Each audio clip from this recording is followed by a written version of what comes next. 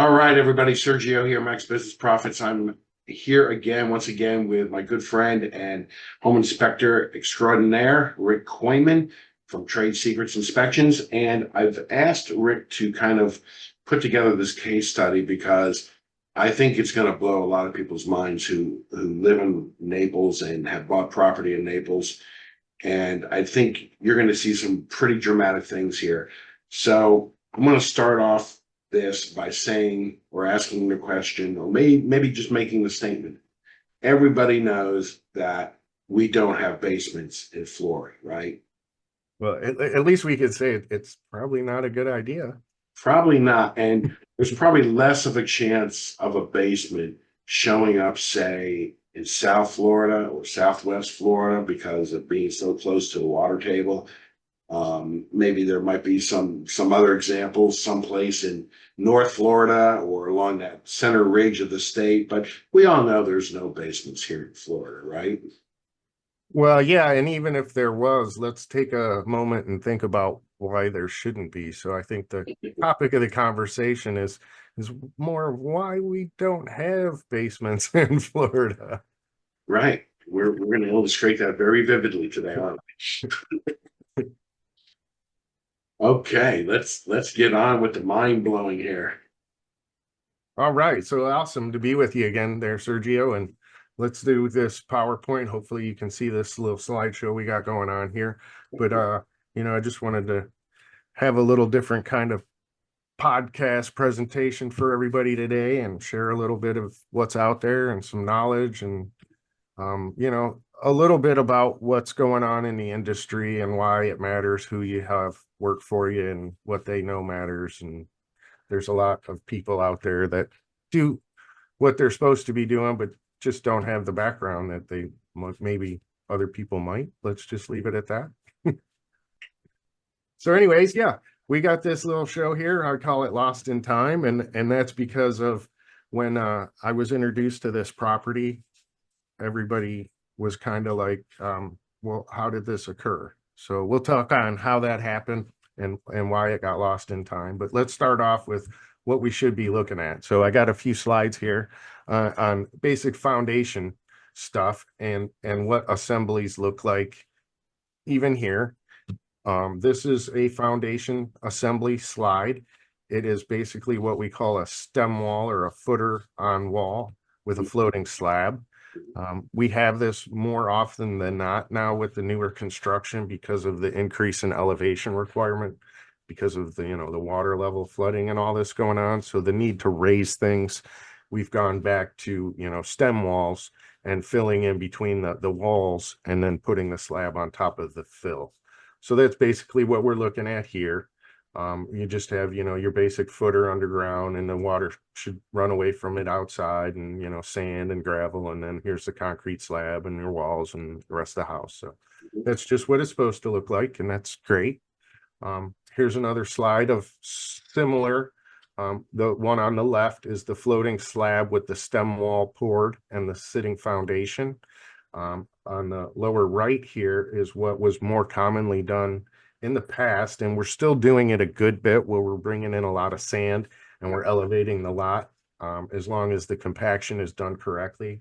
This is a literal slab on grade where we're pouring basically a monolithic thing where the slab here wraps around and becomes part of the footer, and there's this big huge open trench, and then inside of this is all kinds of metal and reinforcements and all that other stuff. So it's not just a big old hole of concrete, but this is oftentimes what's going on.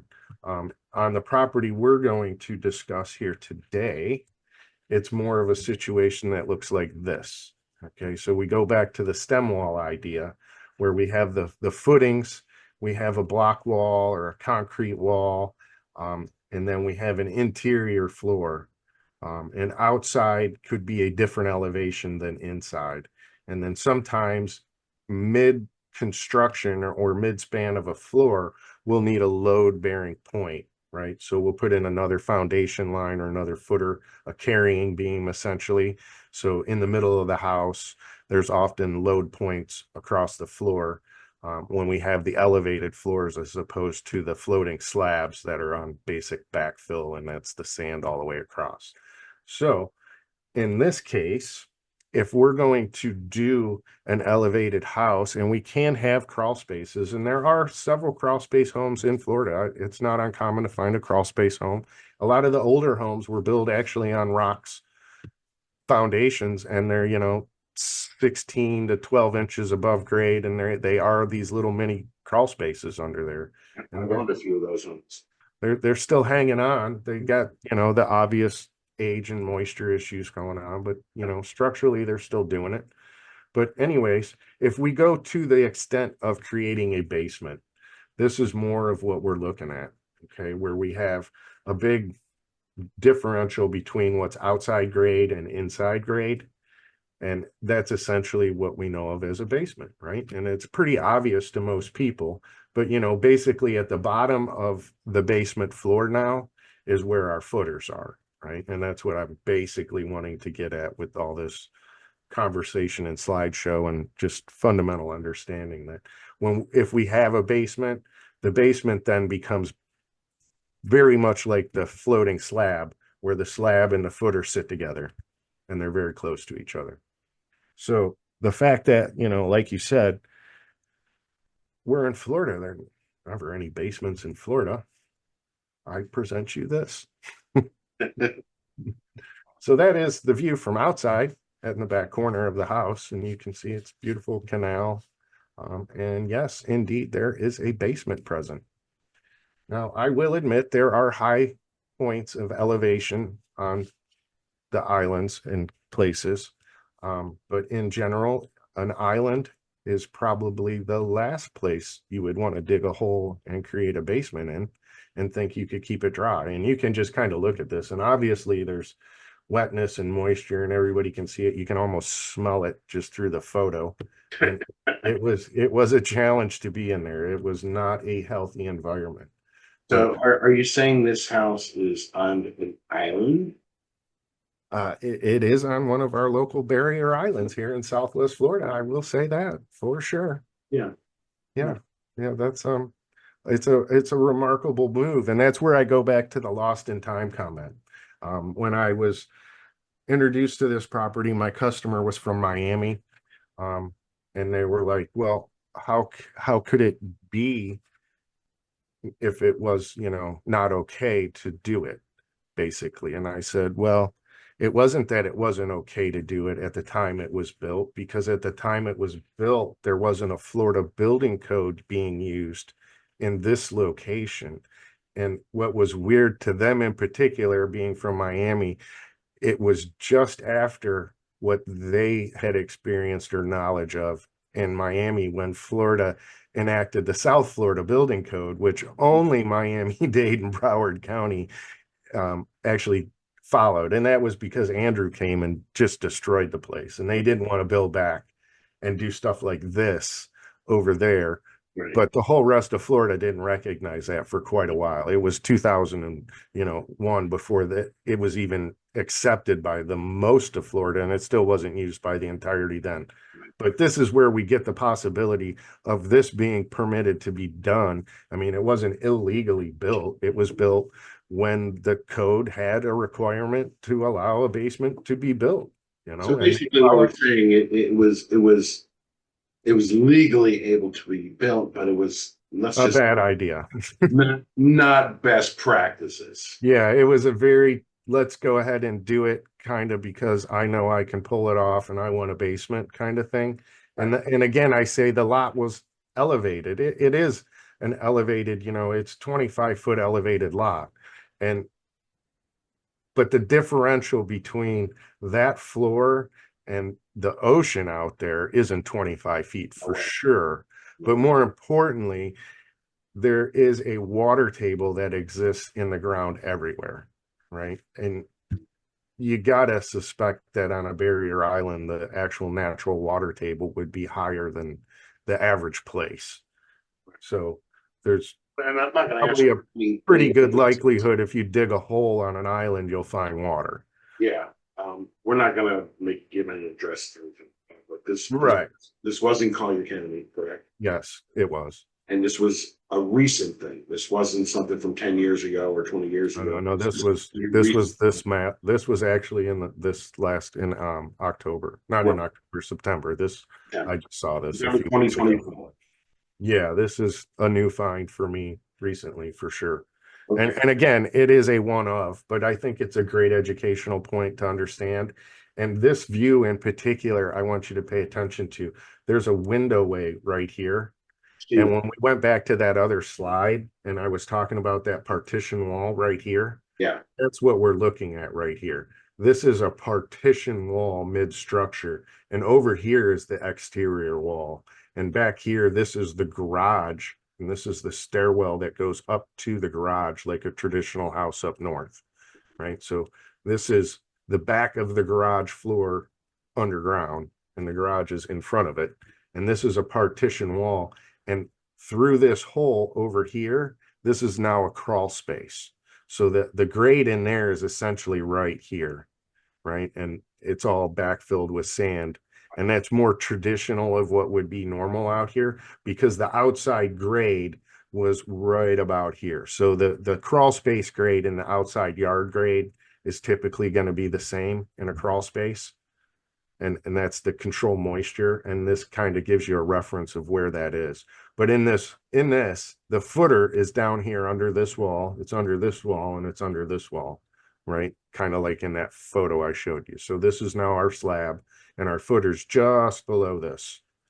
And that's, you know, basically we're in this section of what we're looking at of the house, which is right here. So right about here is that partition wall in the basement. It's not directly under this interior wall, but it's right about here, mid-floor. So right about here is where that window is. Now this is the exterior wall. This is over here, right? This is this wall back here because here's the stairwell in the garage and the basement's here, right? It's under these. So this is what we're looking at in this photo. These are the floor joists that are carrying those two bedrooms, right? This has been repaired, obviously, because there's been decay of what we call the rim box on the sill plates, and all this has been replaced at some point.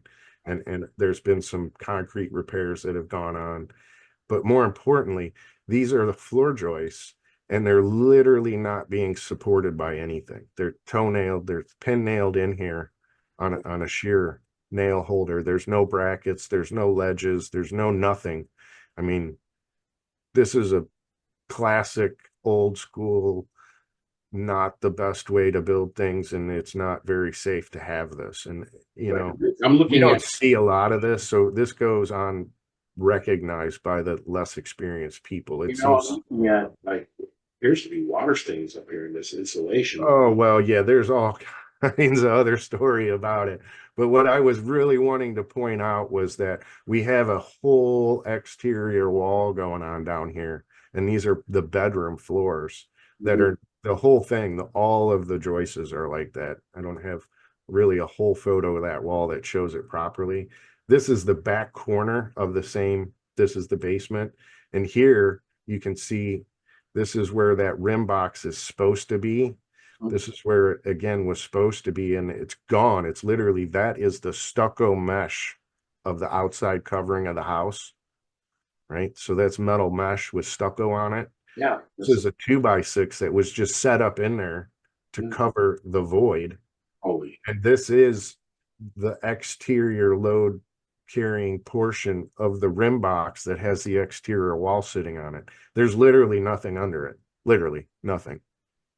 It's all rotted away, and there's all this wood rot, and that's, you know, it's an absolute disaster waiting to happen, but you wouldn't know it from the top. I mean, you walk around, it's tile, it's holding itself together until there's like full failure. Yeah, and I'm looking at the plywood there. I mean, Yeah, this was long-term water exposure. This water exposure is actually coming from outside. It's traveling all the way in, and it starts at the outside in the window, and it's rotted out the whole wall, including the rim box of the floor. holy cow. Yeah. right? So again, this is a little bit more of the floor damage. This is a shower pan that was easily to identify. And this was basically one of the bigger problems of the house in general, even if we could get through the foundation and structural issues. There was so much moisture going on. It was so overwhelmed with mold that it's literally basically impossible to recover and get it back to a healthy condition. Again, this is that exterior wall. There's a little 1x2 nailed to something to hold what is the edge of the floor from falling into the basement. And again, this is that same area where we were just looking in that other photo. So now we're looking at the back wall of the basement. And this is where we get to the water table issue, right? So we went down the hall, the stairwell in the garage, and we're going in here. And the stairwell entry's back over here. And we walk into the basement, and at the back wall, there's a sump pump right here, the plastic tote in holding the sump pump. But what I want you to notice isn't necessarily the sump pump or the electric and the battery backup and all that, is this is the bottom of the basement floor slab, Yep. right? And if you look closely, you can see the water table is roughly about 1 inch below the actual concrete of the slab. And then this water is probably 6 to 8 inches deep. So this slab is, 8 to 10 inches off of any kind of support, but it's also floating above, just slightly above where the water table was sitting when I was there that day, which the pump was keeping up with and had it just not touching the floor, right? So you're literally pumping continuously from the yard, which is surrounded by the ocean, out of that hole back into the yard. I mean, this discharges right back out here in a circular cycle. It just keeps going on forever and ever and ever. And this is why you end up with this kind of development occurring. And this is basically why you don't have basements in Florida. Okay. So in a great, easy, pictorial way, this is literally the water table below the slab of a basement floor. So if you dig a hole on an island, you will find water, and you should not begin to build your house at that point and go up. It's probably not going to work out. So my question is, okay, that water, that sump pump, Uh-huh. I mean, is it pushing that water all the way out to the canal or just putting it in the ground inside the house? It was dumping it out at the bulkhead, at the back of the bulkhead of the canal, and it was eroding both the yard and the canal simultaneously. Eroding like the seawall? The bottom? Yeah, and we'll see. I think I have some photos that might show the seawall being Yeah. eroded from the backside, and it I'm got this wondering, like, okay, overall unless you're pumping that right off the edge seawall. into the canal. Okay, it might help, but Yeah. ultimately you're not going to get the water table to go Like, down because it's just an endless fight. yeah, you're gonna get ahead of it. You never. It's just you'll always have very high moisture in this environment.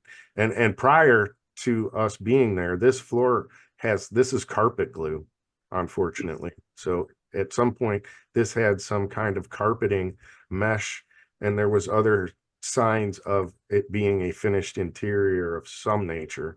Crazy. It's probably a little rental apartment. This is the crawl space. When you peek your head through that window we were looking at a while back in that other slide. And a couple things are noteworthy here is obviously the insulation is all fallen down.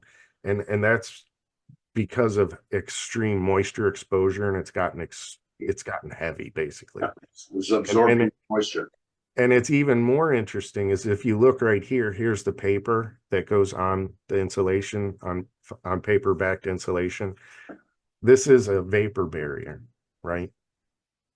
It's meant to not allow moisture to go past it, right? The problem is here's the floor of the interior space, and it's being air conditioned. Right. So this is a cold layer, and you put your vapor barrier on top of the cold layer, and you will always get condensation, and hence that is why this is hanging down, because it's like a system set up to fail. One night. right? I mean, and again, this just goes back to not understanding what materials do and what the procedures are. And you bring northern practices down to a southern environment, and you don't really understand that the environment requires things to be built what is backwards to you, right? You want your vapor barrier on the hot side of a structure, basically, right? Because it's pretty common sense when you look at it. If it's cold and you put plastic on it, it's going to condensate. Right? It's just not going to work. So that's part one of the crawl space. But here is where it really gets interesting. If you look down the interior wall, this is peeking my head through the window, and you look down the interior wall, this is basically dead center of the house, right? So we have plumbing drain here, and way back here, there's another plumbing drain. But what I noticed, what I saw, was that there's a canal right here of water continuously running from this water leak. And then there's this huge eroded hole here Like a creek. from this water leak, right? And this is long-term water leakage from, another issue. It's a plumbing leak for sure, whatever. But what really concerns me is this is getting to the foundation footing level of what's on the other side of this wall, which is the basement, right? So I'm standing here in the window on the slab here, basically right here, and I'm looking. I'm here and I'm looking about where this 47 is, and I'm seeing this big void. And that void is here, right? Wow. So this sand is gone. It's eroding under this footing. And now the slab, because it's a basement that we're looking at, it's here, right? Our slab has water under it. This is now water, right? It's a void to begin with. And that other foundation is here. And now the soil that was under it is also gone. And where did it go? Well, it went somewhere into this water, and that water went somewhere, well, through the pump and wherever else through land. But Yeah. basically, we have is a giant void developing under both the exterior foundation footing and that mid wall foundation point, right? So it's here, right here, and you can see the water hot spots, right here and right here, and there's literally nothing here, right? This is where all the sand is running out. This whole thing is basically floating above water, and it's becoming a giant void. And at some point, Yeah. this fails, and it all settles. Even if it settles 6-8 inches, right? Well, The whole that's thing comes down. catastrophic. It's catastrophic. It is catastrophic. And then on the other side of it, when the load bearing points shift, remember the outside walls are already compromised, Right. right? We have misassembly, we have decay, we have rot, we have like a more than a trifecta of a real catastrophe that could happen here. And the question is, well, how can we fix it? Can we fill this? Can we remediate it? Can we pump foam in there, whatever? And you can do all of those things, but you got to remember you'll never get rid of the moisture, and the moisture in the water table will always be there, and it will erode again from whatever you fill into it, right? So the only answer is to not have the basement, right? To redo the footing and to fix the plumbing leak. But you need this filled back in. You can't continuously pump that out forever. I was just thinking that. You cannot. It won't ever happen that it works out for the foundation. And it's amazing that it's still here. But the house was I asked the customers to not go to leave the interior of the house. It was so unhealthy to be in. And they had a young child with them. And I told them there was no reason for them to be inside. And it was only going to lead to them being sick. And the amount of work that would need to be done to make it healthy is nowhere worth the structure that was sitting there. So it's a fantastic location. And it's a shame because you look at it and it's a beautiful home. So you would think, until you realize that it's not even worth putting new paint on it. So at this point, this house may just have to be a knockdown. for a long And time. it is in my eyes, and that's what I told him. I'm like, it's a great lot. If you're buying it for lot value, fantastic. I encourage you to do that.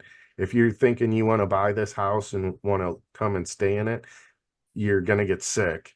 And if you spend any money trying to repair it, you're literally throwing your money into a hole.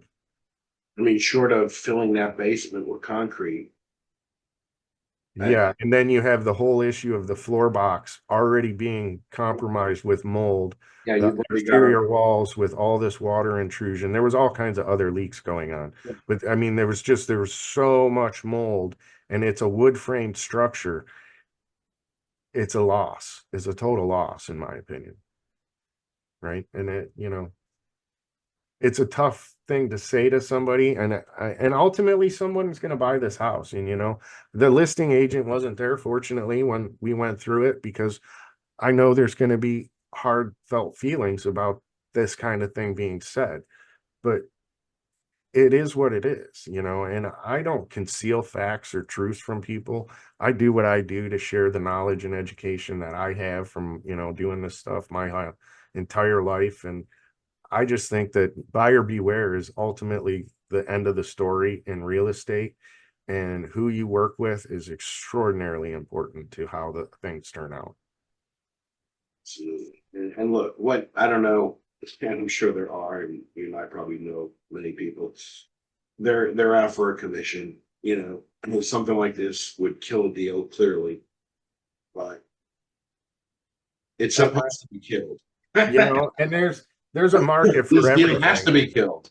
and it's not wrong to sell the property. It's not wrong to sell the land. It's not wrong to sell the house. It's wrong to sell it as something that it's not. But buyer beware. That's my words for the It day. Buyer beware. was crazy informative and just crazy on all But that. I also wanted to actually share that there are basements in Florida. It's like Santa Claus. He's real. It's real. Yes, Virginia, there are basements in Florida. Case has been proven. Well, that's great. That's great information, and I appreciate you sharing that with everyone. Why don't you tell them how they can get in touch with you? Yeah, here's my website is tradesecretsinspections.com. Real easy to find. You can email me at rick@tradesecretsinspections.com. Simple as that. My phone number is 239-537-1186. Direct line straight to me. Anytime. I love to answer questions. So I just, do what I do to help out as I can. Yes, you do, and you're damn good at it. So hopefully next time I kind of want to get into the a little bit more of why agents are the way they are, maybe. When it comes to you and It's a your new changing market, and there's a new world out there, and the yeah, real estate's it's a dynamic thing, and I think there's a topic to be talked about there. I agree with you. okay, great. Interesting. Well, thanks again, Rick, and we will be talking to you very soon. Great, appreciate it. Always good to be with you. Till next time.